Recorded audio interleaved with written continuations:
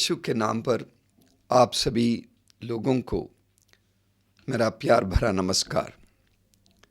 प्रभु यीशु अपने पुनरुत्थान के 40वें दिन स्वर्ग में आरोहित कर लिए गए।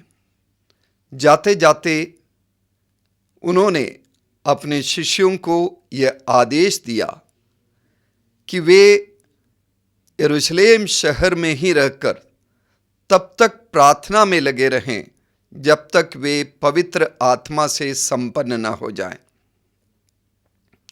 और शिष्यों ने इस आदेश का पालन करते हुए, उनमें नारियां भी थी, माता मरियम भी थी, एक हृदय होकर प्रार्थना में लगे रहे।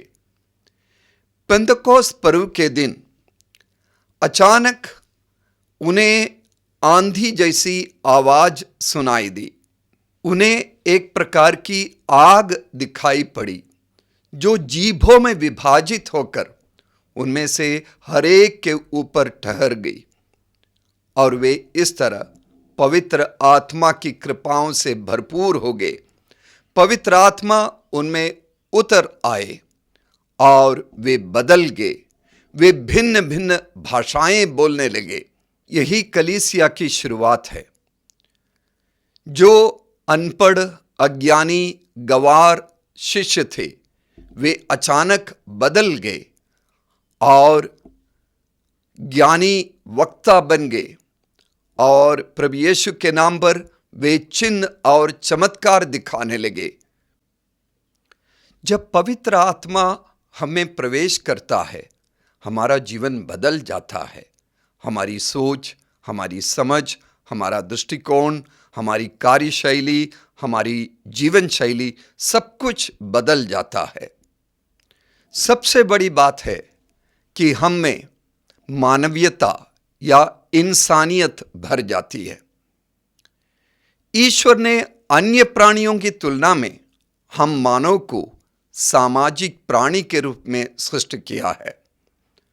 हमारी सामाजिकता इस बात में है कि हम दूसरों के साथ उठते बैठते हैं, प्रेम बनाते हैं, मेलजोल बढ़ाते हैं, एक दूसरे के साथ संपर्क में रहते हैं। ये हमारी मानवीय संस्कृति है। यही असली इंसानियत का संस्कार है।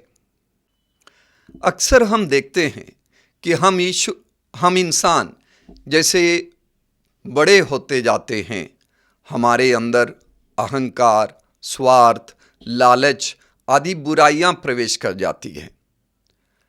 हम एक दूसरे से शक करते हैं। हम अपनी मानवीयता खो देते हैं। कभी कभी ऐसा भी हो जाता है कि हम इतने धर्मी बन जाते हैं कि धर्म भी अहंकार का रूप ले लेता है, और हम ये दावा करते हैं कि हम ईश्वर से इतना प्रेम करते हैं कि दुनिया से हमारा कोई लेना देना नहीं है, दुनिया से हम नाता नहीं रखते हैं। जो ये दावा करते हैं कि हम ईश्वर से प्रेम करते हैं, उनकी भक्ति करते हैं, उनकी आराधना करते हैं और दुनिया से बैर करते हैं, ऐसे लोगों के लिए संत यूहन्ना अपने पहले पत्र में एक नसीहत देते हैं। यूहन्ना का पहला पत्र 4 अध्याय और 20वें पद पर लिखा गया है, यदि कोई यह कहता है कि मैं ईश्वर को प्यार करता हूं और वो अपने भाई से बैर करता, तो वो झूठा है। यदि वो अपने भाई को जिसे वो देखता है प्यार नहीं करता, तो वो ईश्वर को जिसे उसने कभी देखा नहीं प्यार नहीं कर सकता। संत यूहन्ना का कथन बिल्कुल स्पष्ट है। मनुष्य से प्रेम नहीं करता तो वो ईश्वर से प्रेम नहीं कर सकता। मानव और मानव के बीच प्रेम ही धर्म है। मानव प्रेम के बिना ईश्वर से प्रेम असंभव है। पवित्र आत्मा हमें धार्मिक बनाता है। धार्मिकता क्या है? हम अक्सर अपने देश में धर्म की परिभाषा इस तरह सुनते हैं कि हम जो धारण करते हैं वही धर्म है, अर्थात मानवीय मूल्य जो हम धारण करते हैं और जिसका हम पालन करते हैं वही धर्म है। बहुत ही सुंदर परिभाषा है। अंग्रेजी भाषा में धर्म को रिलीजन कहते हैं। रिलीजन एक लातीनी शब्द से आता है, रेलागारे। रेलागारे का मतलब है जोड़ना, बांधना। मानव को ईश्वर से और मानव को मानव से जोड़ने का काम धर्म करता है। धर्म की सबसे अच्छी परिभाषा गोस्वामी तुलसीदास ने दी है, जहां वे कहते हैं, परहित सरिस धर्म नहीं भाई, पर पीड़ा सम नहीं अधमाई। अर्थात दूसरे का हित करना ये सबसे बड़ा धर्म है और दूसरे को पीड़ा पहुंचाना ये सबसे निकृष्ट अधर्म है। धर्म के रास्ते पर चलने के लिए पवित्र आत्मा हमारी मदद करता है। पवित्र आत्मा हमें ईश्वर के पुत्र बनाते हैं। रोमियों के नाम पत्र 8वें अध्याय के 15वें पद पर संत पौलुस हमें बताते हैं कि जो लोग ईश्वर के आत्मा से संचालित हैं वे ईश्वर के पुत्र हैं। जो लोग पवित्र आत्मा से संचालित हैं, जो जिनका जीवन पवित्र आत्मा के मार्गदर्शन में, पवित्र आत्मा की छत्र छाया में चलता है, वे अच्छाइयों के फल उत्पन्न करेंगे। गलातियों के नाम पत्र के 5वें अध्याय के 22वें पद पर हम पढ़ते हैं कि पौलुस कहते हैं, आत्मा का फल है प्रेम, आनंद, शांति, सहनशीलता, मिलनसारी, दयालुता, ईमानदारी, सौम्यता और संयम। ये सारे फल हमारे सामाजिक जीवन के लिए, हमारे मानवीय जीवन के लिए बहुत ही आवश्यक मूल्य है और यही हमें धार्मिकता की पहचान देते हैं। यूहन्ना के सुसमाचार के 15वें अध्याय के 16वें पद पर यीशु हमें कहते हैं, मैंने तुम्हें इसलिए चुना और नियुक्त किया कि तुम जाकर फल उत्पन्न करो। हम किस प्रकार का फल उत्पन्न करें? हम प्रेम का फल, दान दया का, दयालुता का और उदारता का फल उत्पन्न करें। तभी हम दावा कर सकते हैं कि हम ईश्वर से प्रेम करते हैं। नबी एजेकियल का ग्रंथ 18वें अध्याय के 5 से लेकर 9वें पद तक नबी एजेकियल हमें कहते हैं, यदि कोई मनुष्य धार्मिक है और संहिता तथा न्याय के अनुसार आचरण करता है, यदि वो किसी पर अत्याचार नहीं करता, अपने कर्जदार को उधार लौटाता और किसी का धन नहीं चुराता, यदि वो भूखों को भोजन और नंगों को कपड़े देता, यदि वो ब्याज लेकर उधार नहीं देता, सूदखोरी अथवा अन्याय नहीं करता और दो पक्षों का उचित न्याय करता है, यदि वो मेरे विधान के अनुसार आचरण करता और मेरे नियमों का निष्ठापूर्वक पालन करता है, तो ऐसा धार्मिक मनुष्य जीवित रहेगा। नबी हमें कहते हैं, यदि वो भूखों को भोजन और नंगों को कपड़े देता है तो ऐसा धार्मिक मनुष्य जीवित रहेगा। भूखों को खिलाना और प्यासों को पानी पिलाना ईश्वरीय गुण है। स्तोत्र ग्रंथ के 146वें स्तोत्र 7वें पद पर हम पढ़ते हैं, प्रभु पद दलितों को न्याय दिलाता और भूखों को तृप्त कराता है, प्रभु बंदियों को मुक्त करता है। नेहेमिया के ग्रंथ के 9वें अध्याय के 15वें पद पर लिखा है, तूने उनकी भूख मिटाने के लिए स्वर्ग से रोटी खिलाई। पवित्र आत्मा से भरपूर व्यक्ति प्रभु के इन गुणों से भर जाता है। जो प्रभु भूखों को तृप्त करता है, वही प्रभु ऐसे व्यक्तियों को, भूखों को तृप्त कराने, प्यासों को पानी पिलाने का गुण पवित्र आत्मा के द्वारा देता है। मत्ती के सुसमाचार के 25वें अध्याय के 31 से लेकर 46 पद तक हम पढ़ते हैं। यीशु हमसे कहते हैं कि दुनिया के अंत में, कयामत के दिन, प्रभु यीशु आएंगे एक राजा के रूप में और भले कार्य करने वालों को अपने दाहिने बगल में खड़ा करेंगे और बुरे कार्य करने वालों को अपने बाएं बगल में। भले कार्य करने वालों को वे कहेंगे, धन्य हैं तुम लोग, स्वर्ग राज में प्रवेश करो, क्योंकि जब मैं भूखा था तुमने मुझे खिलाया, मैं प्यासा था तुमने मुझे पिलाया, मैं परदेशी था और तुमने मुझको अपने यहाँ ठहराया, मैं नंगा था और तुमने मुझे पहनाया, मैं बीमार था और तुमने मेरी सेवा की, तुम मुझसे भेंट करने आए, मैं बंदी था और तुम मुझसे मिलने आए। इस पर धर्मी लोग प्रभु से सवाल पूछेंगे, प्रभु कब हमने आपको भूखा देखा या प्यासा देखा और आपको खाना खिलाया और पानी पिलाया? प्रभु उनसे कहेंगे कि जो कुछ तुमने मेरे इन दीनहीन भाई बहनों को के साथ किया, वो तुमने मेरे लिए किया। इसका अर्थ यह है कि हम ईश्वर को अपने भाई बहनों में जो तकलीफ में हैं, उनमें ईश्वर को देखें। सवाल यह उठता है कि हम किसकी भूख को तृप्त करें।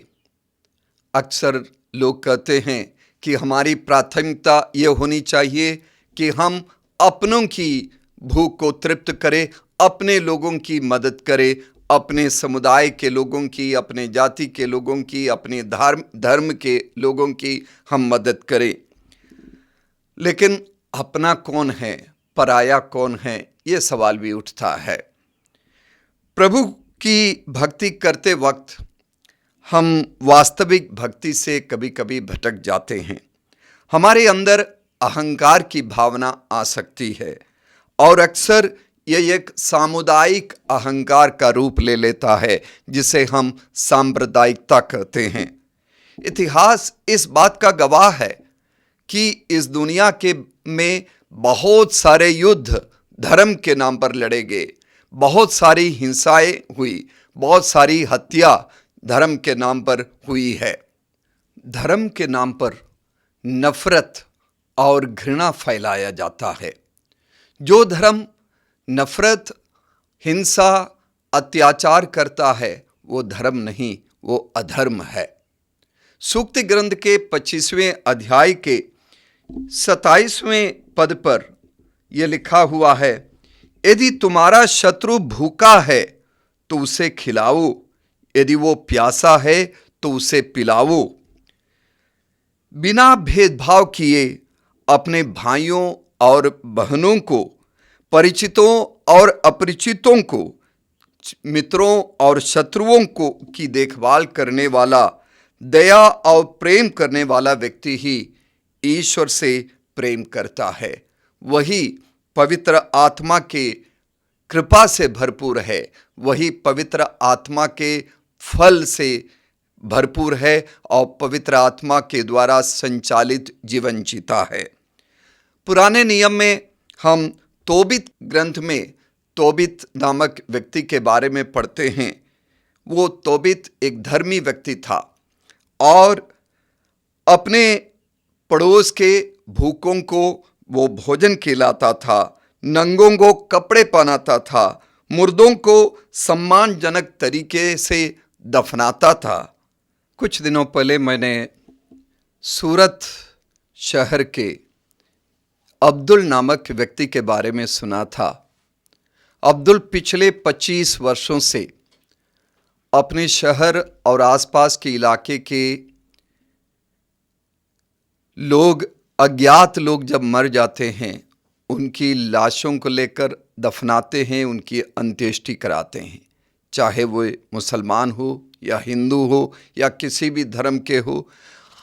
उन व्यक्तियों को उनके धर्म की परंपरा के अनुसार दफनाते हैं या उनका अंतिम संस्कार कराते हैं। यह है पड़ोसी प्रेम का एक बहुत ही सुंदर उदाहरण। ग्रीक भाषा में एक शब्द है जिसे कहते हैं ज़ेनोफोबिया। फोबिया आप जानते हैं, जिसका अर्थ है डर या भय।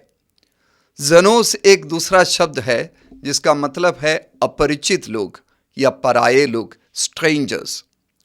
तो अपरिचित या पराये लोगों से जो डर होता है, इसे ज़ेनोफोबिया कहते हैं। छोटे बच्चों में यह नहीं होता है।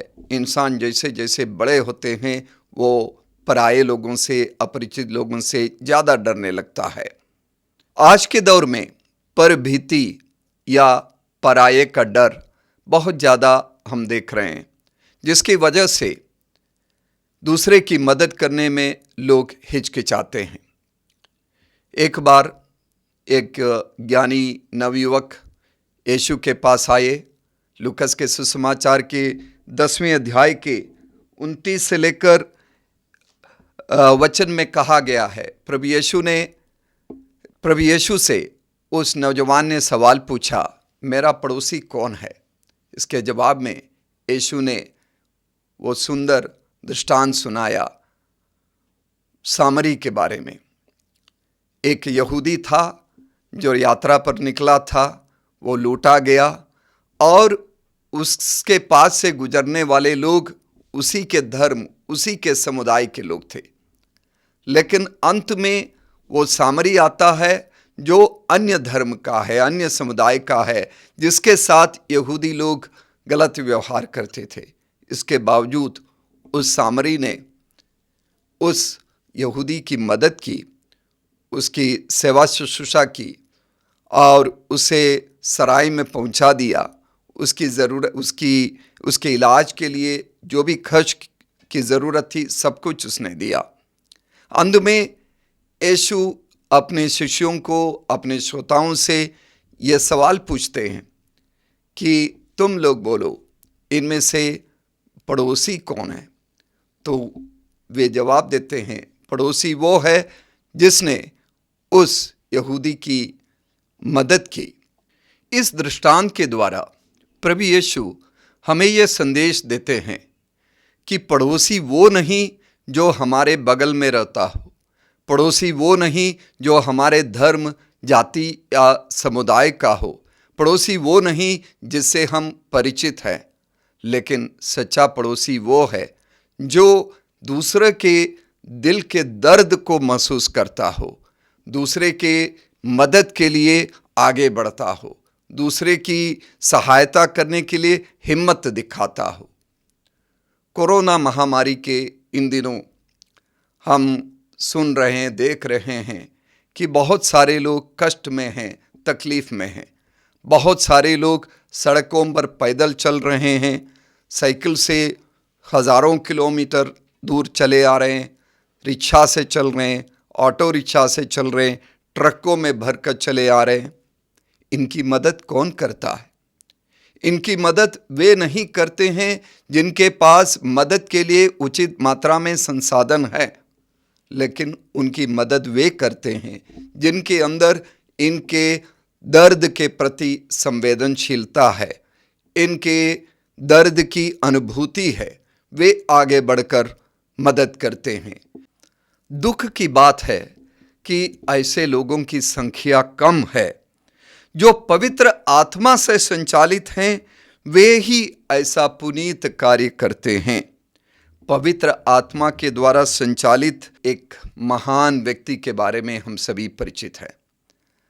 कोलकाता की संत तेरेसा, जिन्हें हम मदर तेरेसा के नाम से जानते हैं। मदर तेरेसा ने भूखे, प्यासे, चोट खाए, अनाथ, नंगे लोगों की मदद की, उनकी सेवा की और उनके चेहरे पर मदर तेरेसा ने ईश्वर का दर्शन पाया। मदर तेरेसा ने अपने ही हाथों से कुष्ठ रोगियों की सेवा की, उनके घावों को धोया और मलहम लगाया, भूखों को खिलाया, प्यासों को पानी पिलाया।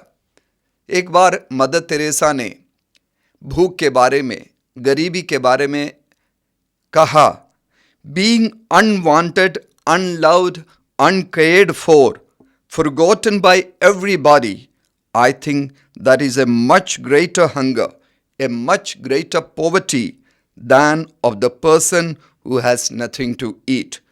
कहने का तात्पर्य, जिस व्यक्ति के पास अपनी भूख मिटाने के लिए कुछ भी नहीं है, उससे भी बड़ी भूख या गरीबी उस व्यक्ति की है जो दूसरों द्वारा तिरस्कृत रहता है, प्यार से वंचित रहता है, जिसकी देखभाल नहीं होती और सबके द्वारा दुत्कारा किया जाता है।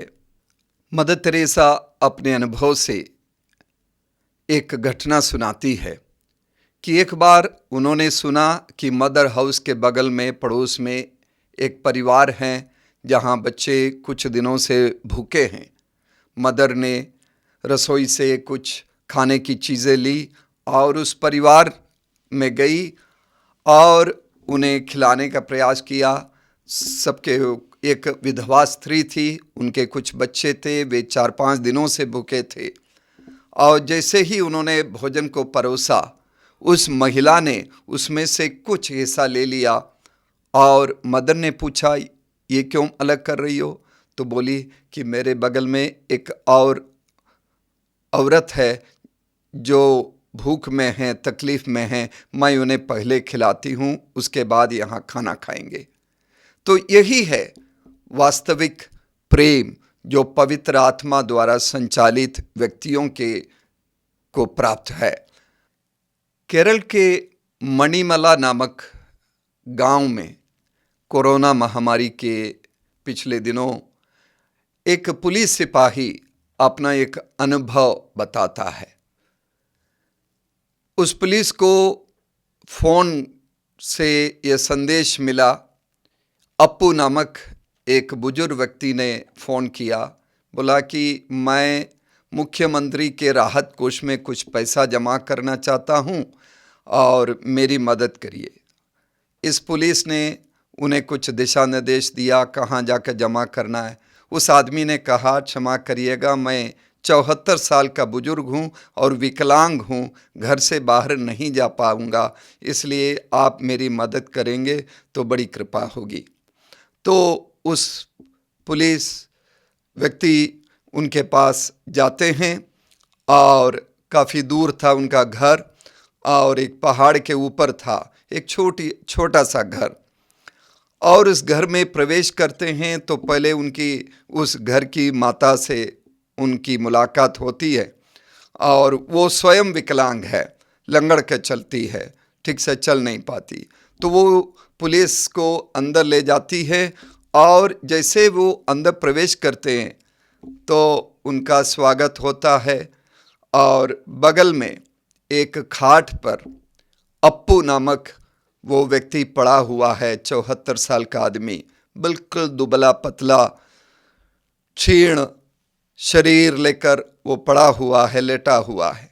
उसने कहा, मैं 25 साल पहले एक पेड़ काटते समय पेड़ के ऊपर से गिर गया, मेरी रीढ़ की हड्डी टूट गई, तब से इस खाट पर पड़ा हूँ और मैं चाहता हूँ कि मेरे पिछले महीने का विकलांग पेंशन 2500 रुपया जो मुझे मिलते हैं उसे आप मुख्यमंत्री के राहत कोष में जमा कर दे। तो इस पुलिस ने उसे कहा, आपको दवाई के लिए पैसे की ज़रूरत है, अन्य बातों का खर्च है, इसे क्यों दे रहे हैं, अपने पास रखिए। तो उस आदमी ने कहा, सरकार हमें इन दिनों राशन देती है और पड़ोसी लोग भी मदद करते हैं, मुझे हर महीने 2500 रुपया मिलते हैं, मेरी पत्नी को भी 2500 रुपये मिलते हैं, तो 5000 का रकम हमारे पास हो जाता है। तो मैं चाहता हूं जो सरकार हमारी मदद कर रही है वो और लोगों को भी की भी मदद करे। ये छोटा सा रकम है, इसे आप जमा कर दीजिएगा। वो पुलिस बताते हैं कि उन्होंने उस पैसे को लिया और जाते जाते उन्होंने दीवार पर उस व्यक्ति का फोटो देखा जो 25 साल पहले था। बहुत हटा कटा शरीर, मूंछ पर ताव देते हुए उस व्यक्ति की तस्वीर को और उसके प्रेम को, उसकी संवेदनशीलता को अपने दिल में संजोकर अपने पुलिस स्टेशन चले जाते हैं और जमा करते हैं। उस व्यक्ति की उदारता, उस व्यक्ति की महानता, जो अपने पास नहीं होने के बावजूद अपने तंगी दस्ती से, अपनी गरीबी में से देता है। जिस तरह यीशु हमें उस विधवा के बारे में बताते हैं जो गरीब थी, लेकिन अपने पास जो छोटा सा रकम था उसे मंदिर के दान पात्र में वो डालती है। वही सबसे बड़ी उदारता है, वही सबसे बड़ी अमीरी है। सच्चा क्रिस्तीय जीवन प्रेम का जीवन है। यूहन्ना के सुसमाचार के 13वें अध्याय के 34वें पद पर यीशु हमसे कहते हैं, मैं तुम लोगों को एक नई आज्ञा देता हूं, तुम एक दूसरे को प्यार करो। जिस प्रकार मैंने तुम लोगों को प्यार किया, उसी प्रकार तुम भी एक दूसरे को प्यार करो। आगे प्रभु यीशु कहते हैं, यदि तुम एक दूसरे को प्यार करोगे तो उसी से सब लोग जान जाएंगे कि तुम मेरे शिष्य हो। यीशु के अनुयायी बनने का, यीशु के शिष्यत्व की पहचान इसमें है कि हम एक दूसरे से प्रेम करें। प्रेम वही कर सकता है जिसके दिल में संवेदना हो।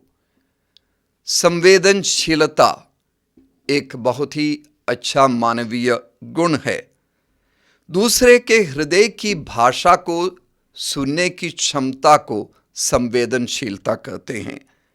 चाहे वो आप इसे हृदय की भाषा कहें या आत्मा की भाषा कहें। हम प्रेरित चरित्र में के 2 अध्याय में हम पढ़ते हैं, पेंतकोस पर्व के दिन जब शिष्य एक साथ प्रार्थना कर रहे थे, तब पवित्र आत्मा उन पर उतर आया और वे भिन्न भिन्न भाषाएं बोलने लगे।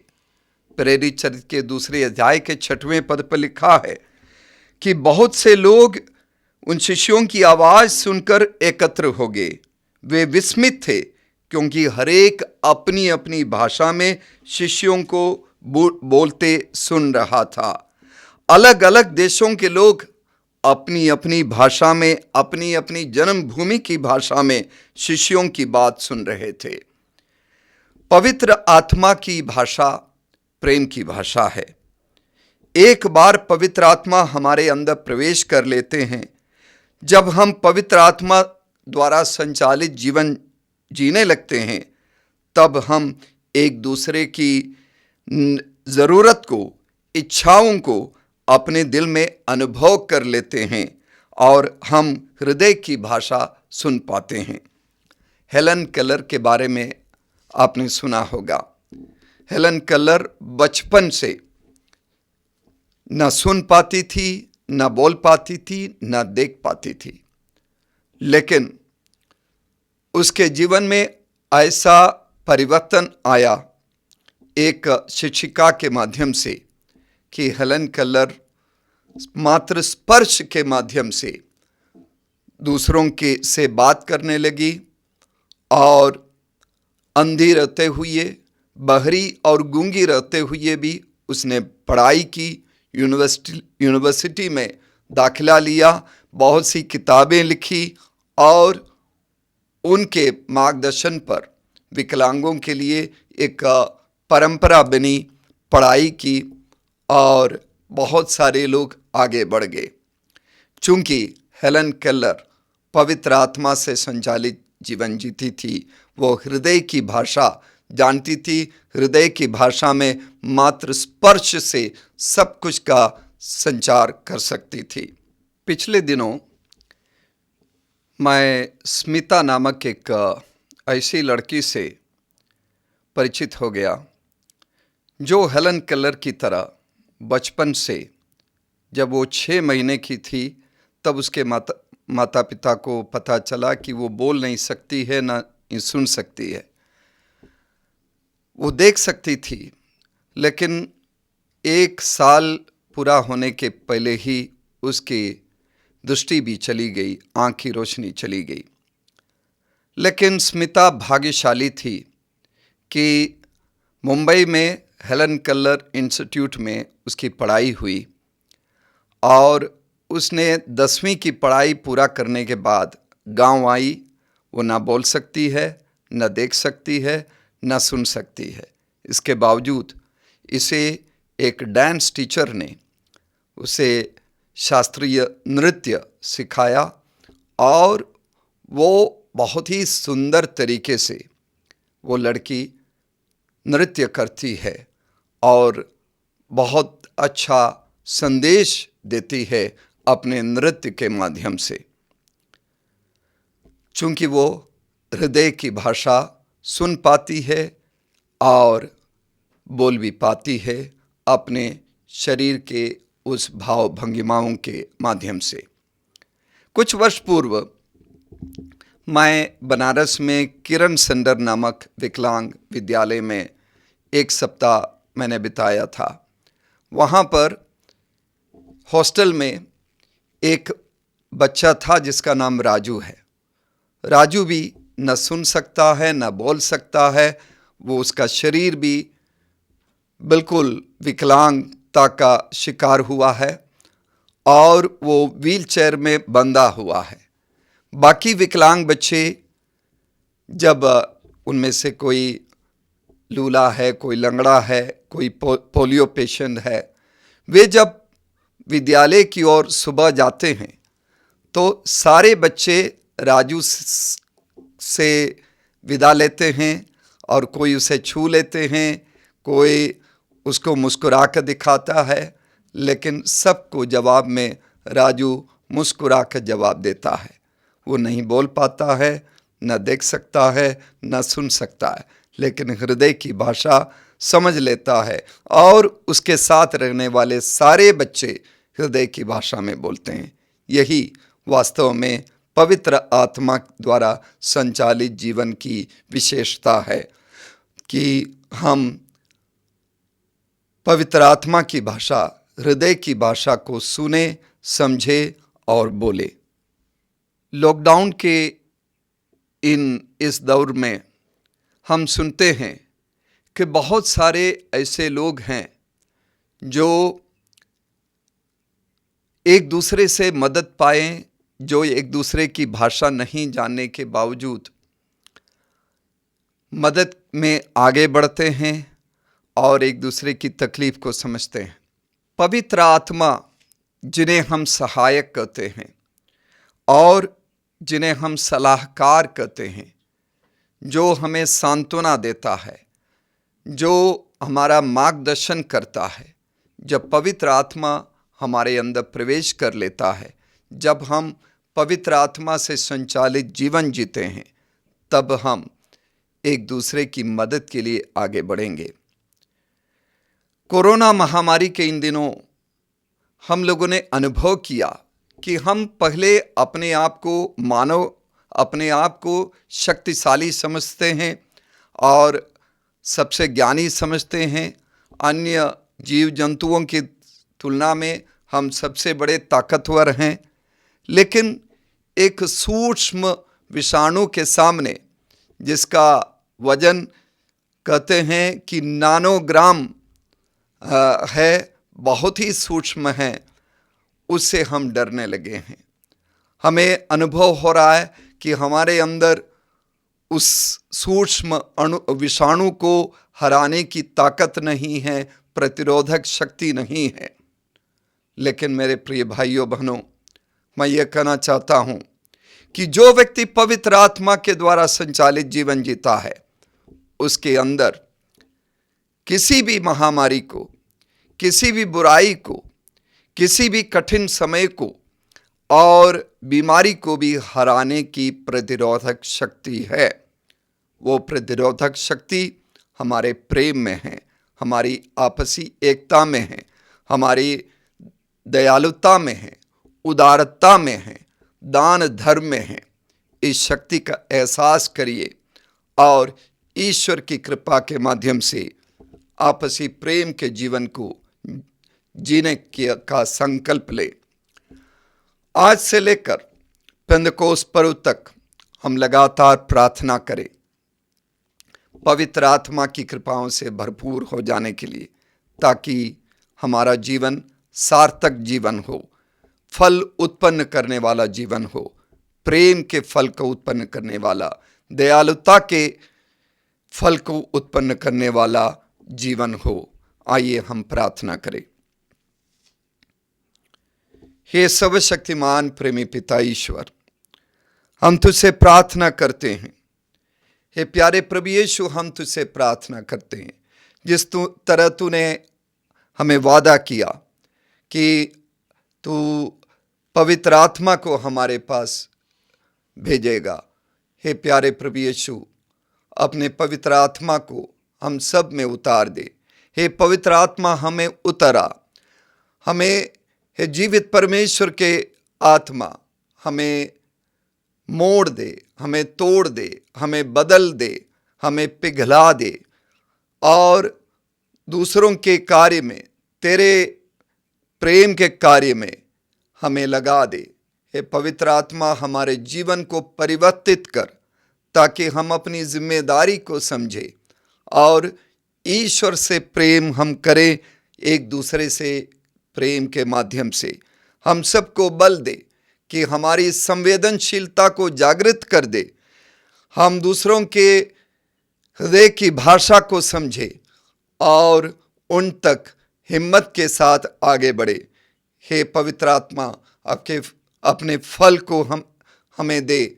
हम दूसरों के पास तेरे प्रेम को, यीशु के बलिदानी प्रेम को पहुंचा दे और हम अपने जीवन को सार्थक बना दे।